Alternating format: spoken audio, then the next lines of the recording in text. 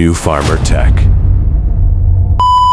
আসসালামু আলাইকুম বন্ধুরা, আশা করি সবাই ভালো আছেন। আপনারা অনেকেই ছাদ বাগান বা খেতে মরিচ বা ঝাল গাছ লাগিয়েছেন, কিন্তু প্রায় একটা কমন অভিযোগ শোনা যায়, গাছে প্রচুর ফুল আসে কিন্তু সেই ফুলগুলো জালি আসার আগেই বা জালি আসার পর ঝরে পড়ে যায়। আবার অনেক সময় দেখা যায় গাছে ফুলই আসছে না। আজকের ভিডিওতে আমরা বিস্তারিত জানবো কেন এই সমস্যাগুলো হয় এবং খুব সহজেই কিভাবে এর সমাধান করতে পারবেন। তাই ভিডিওটি না টেনে শেষ পর্যন্ত দেখতে থাকুন। প্রথমে আসা যাক ফুল ও জালি ঝরে যাওয়ার প্রধান কারণগুলোর পেছনে। মূলত কয়েকটি কারণ দায়ী।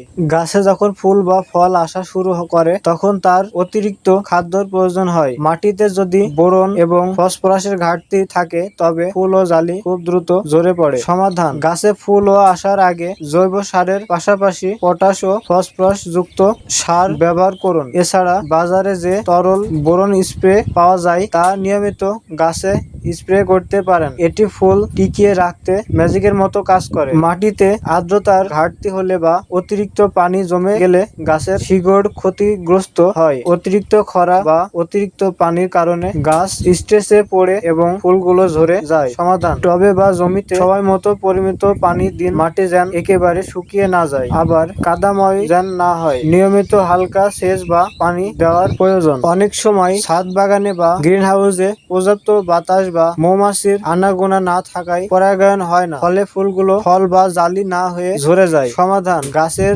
ডালপালায় মাঝে মাঝে হালকা ঝাঁকুনি দিতে পারেন, যাতে পরাগায়নের ছাড়াই অথবা নিজেই হাত দিয়ে ব্রাশের সাহায্যে পরাগায়ন ঘটাতে পারেন। আর বাগান বা ক্ষেতে এমন ফুল গাছ রাখুন যা মৌমাছি ও উপকারী কীটপতঙ্গ আকর্ষণ করে। থ্রিপস বা জাপ পোকার মতো ক্ষুদ্র পোকা গাছের কুড়ি এবং ফলের রস চুষে খায়, ফলে ফুলগুলো বিগত হয়ে ঝরে পড়ে। সমাধান: গাছ নিয়মিত পর্যবেক্ষণ করুন। আক্রমণ দেখা দিলে জৈব কীটনাশক যেমন নিম তেল বা সমাধানের পানি স্প্রে করতে পারেন। এবার আসি সমস্যার: গাছ অনেক বড় ও সতেজ হয়েছে, প্রচুর ডালপালাও আছে, কিন্তু কোনো ফুল আসছে না কেন? এর প্রধান কারণগুলো হলো: মরিচ গাছ রোদ পছন্দ করে। আপনার গাছটি যদি এমন জায়গায় থাকে যেখানে সারাদিনে মাত্র 2 থেকে 4 ঘন্টা রোদ পায়, তবে গাছে শুধু পাতা বাড়বেই, ফুল আসবে না। সমাধান: গাছটিকে এমন জায়গায় সরিয়ে নিন যেখানে অন্তত 5 থেকে 6 ঘন্টা সরাসরি রোদ পায়। মাটির ক্ষেত্রেও এমন, 5 থেকে 6 ঘন্টা রোদ পাইলে গাছ অতিরিক্ত সুন্দর হবে। অনেকে ইউরিয়া সার বা অতিরিক্ত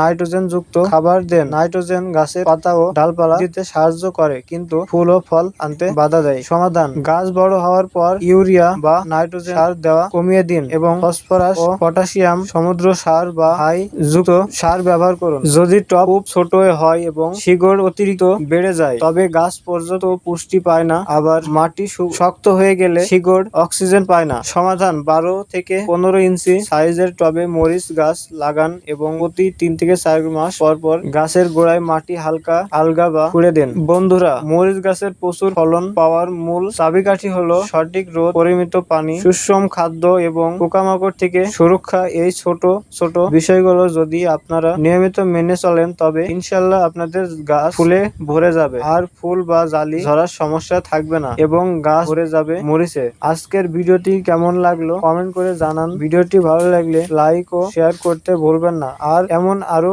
বাগান বিষয়ক টিপস পেতে আমাদের চ্যানেলটি সাবস্ক্রাইব করে পাশেই থাকুন। আজ এই পর্যন্তই। সবাই ভালো থাকবেন, সুস্থ থাকবেন, ধন্যবাদ। আর মাঠ বিষয়ক কোনো কৃষি টিপস পেতে হলে অবশ্যই চ্যানেলটি সাবস্ক্রাইব করে রাখবেন। নেক্সট টাইম মরিচ গাছ নিয়ে ভিডিও আপলোড করব, সেটা হচ্ছে মাঠ মরিচ। যদি মাঠে মরিচ চাষ করেন সেখানে যদি কোনো সমস্যা হয় ওইটা নিয়ে আলোচনা করব। সবাই চ্যানেলটি সাবস্ক্রাইব করে রাখবেন। ধন্যবাদ।